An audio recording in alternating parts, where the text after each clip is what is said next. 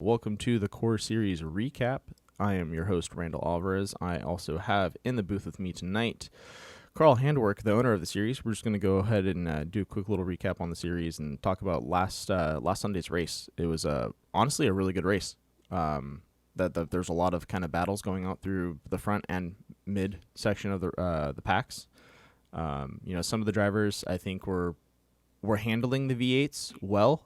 They just maybe didn't have some of the experience to utilize what the V8s could do out on the track, but definitely your top 10, or I'd say your top 8 cars were making some moves out there. We're battling with each other, some pretty good back and forths. What would you say? Yeah, I mean, you always kind of get worried with the road course racing that it kind of gets stretched out, and you basically just have guys driven individually, and not much pass or anything like that. That wasn't the case at all on Sunday. I mean, we had battles like you said all throughout the field. I mean, you had battles up front. Granted, Nick checked out a little bit in the beginning, but even still, you had myself and Kevin battling. Then pretty much right behind us, you had Platt and Devin battling. You go back further in the field, and you had Connor battling with Luke, battling with um, two or three other guys all at the same time. And Yeah. and then the fact of kind of what I consider the storyline of the race is Paul Butler's charge to the field. Oh. I think I mean, he obviously had the speed. He qualified third, Yeah. but because of circumstances from last race, he had the EOL, and he basically started from the back of the field and finished third. So it just goes to show you that passing was definitely available, and he even got all the way up. Obviously, with the reset at halfway, he was actually in the lead and led a lap. So I mean, it's heck of a job by him for sure. Yeah, I'd like to pat him on the back for the amount of time he's been putting in to the races and the practicing, and it really pays off. Like we've been kind of saying with inside the league is, even though you may not be a road course racer, an oval course racer, or a dirt racer, there's someone in the league that is very knowledgeable about that, and they're willing to spend the time to go over that stuff with you. So if you're willing to put in the time in the practice, and show up at the race day, you're gonna be improving greatly. And we saw with Paul, he put in a lot of time with these V8s, and he came out. And if I think if he didn't have the EOL, he would definitely be up there with you and Kevin, going toe to toe.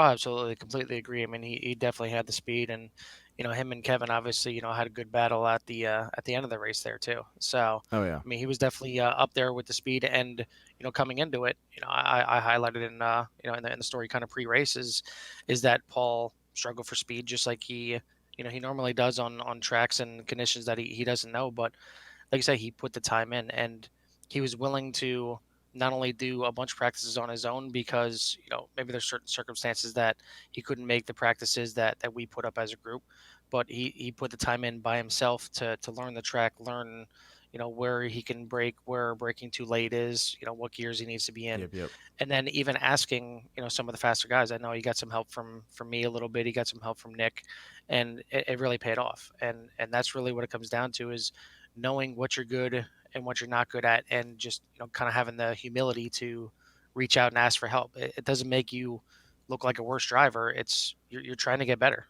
Yeah, no, I 100% agree with you on that. And to kind of talk about two people that maybe said that they were not good road racers, both Devin and Platt, they were freaking awesome to watch.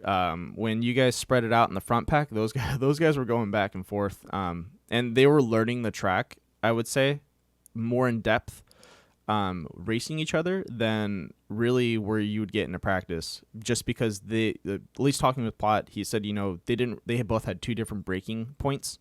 So when they would be coming up on each other, you'd see one person deep brake, the other person brake a little early. They'd cross over, pass, make the turn, and then on the exit of the turn, you'd have the guy that deep braked, coming, or the guy that braked late, coming in and coming almost neck to neck or passing the neck, on the before the next turn. So they were just crisscrossing over almost every other turn.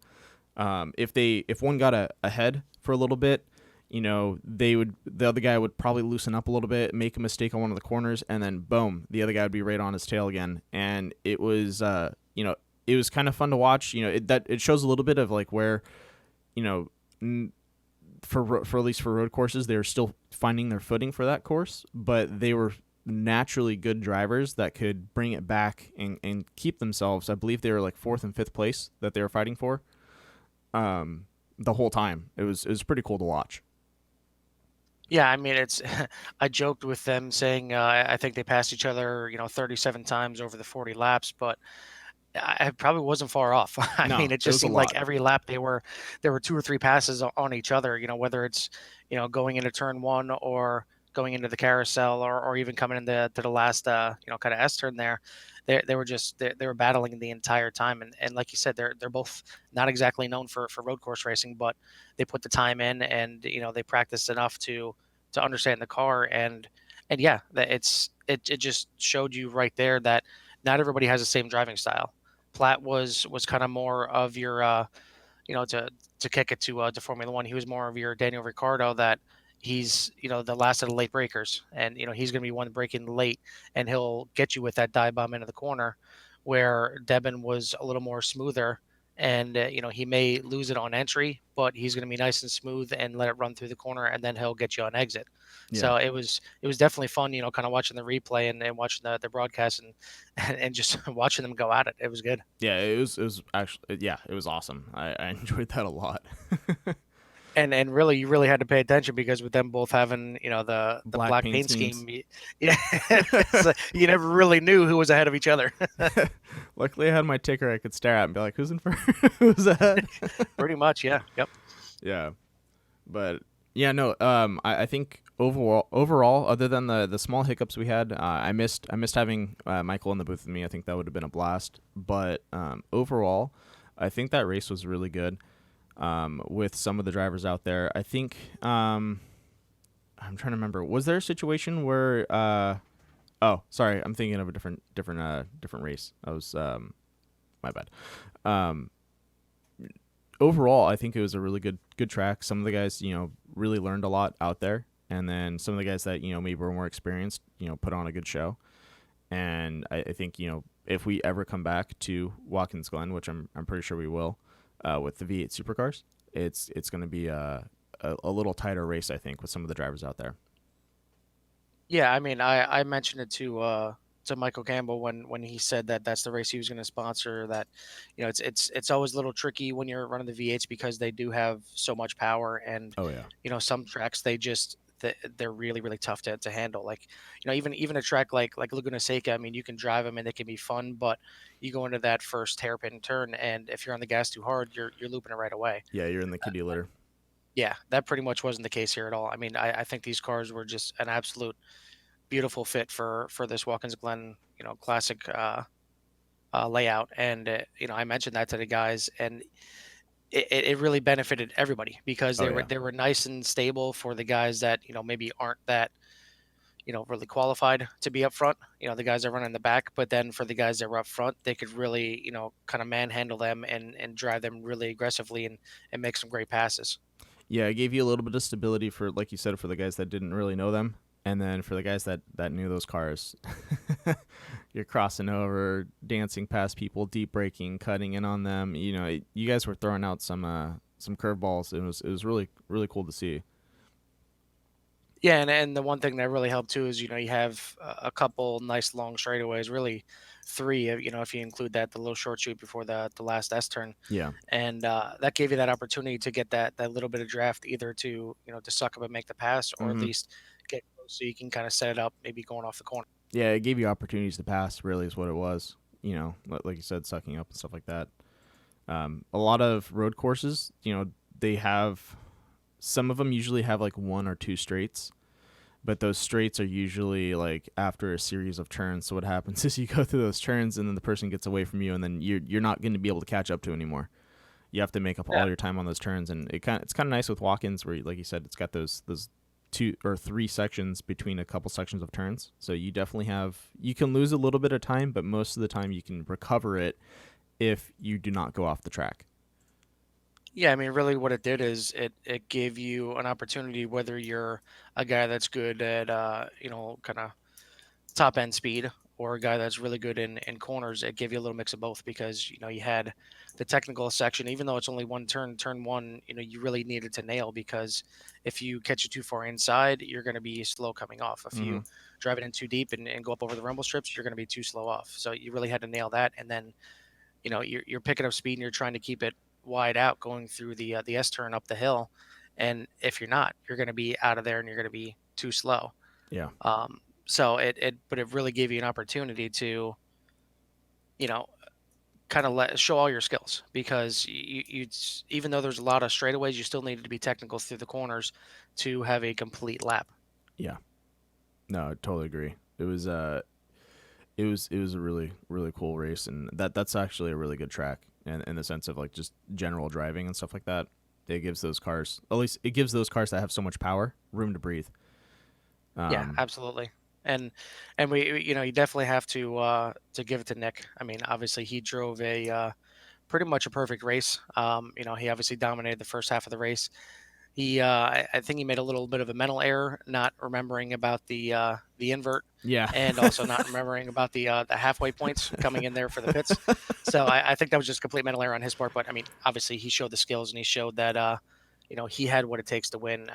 I wish I would have had a chance to maybe race him a little bit just to give him a little bit of pressure, Yeah. and not get kind of screwed over by a really bad iRacing kind of incident. iRacing incident. Exactly. Yeah. Yeah. Because I mean, I barely had damage, but yeah, I mean, either way, I think once again, just like week one with Clay, I think the best driver won this race. Oh yeah, no, I agree, and I think we're probably going to see that coming up with Kansas. The best driver, obviously being Kevin Foster for Kansas. Yeah. I mean, honestly, Well, with the prototypes, it's that kind might of a change it.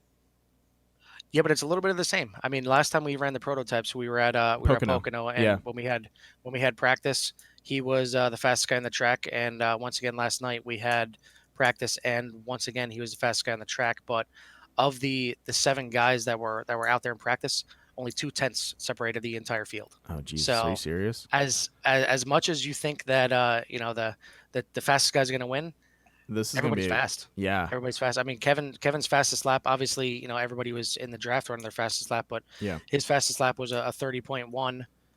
I was right behind him with another 30.1. Terry had a 30.1. Paul had a 30.1.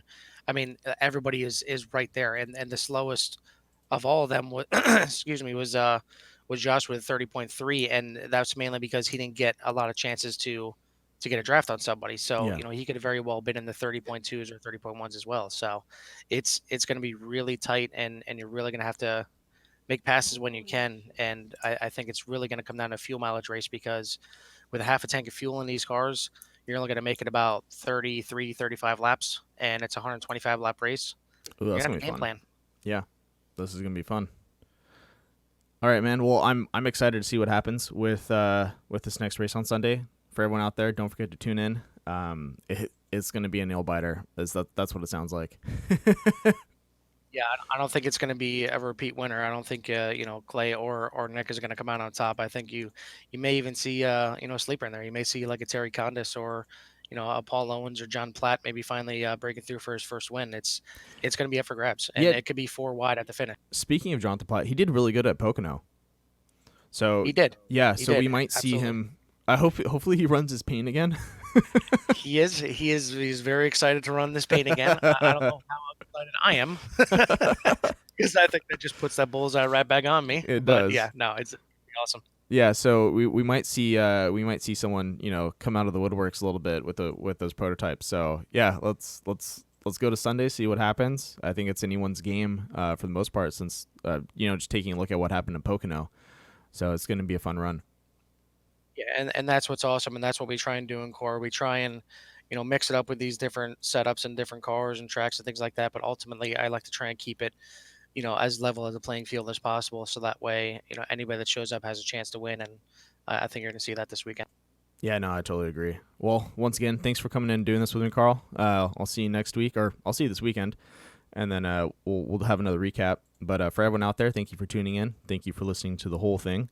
And don't forget to tune into the race. It's going to be live at 6 p.m. to 6:30 p.m.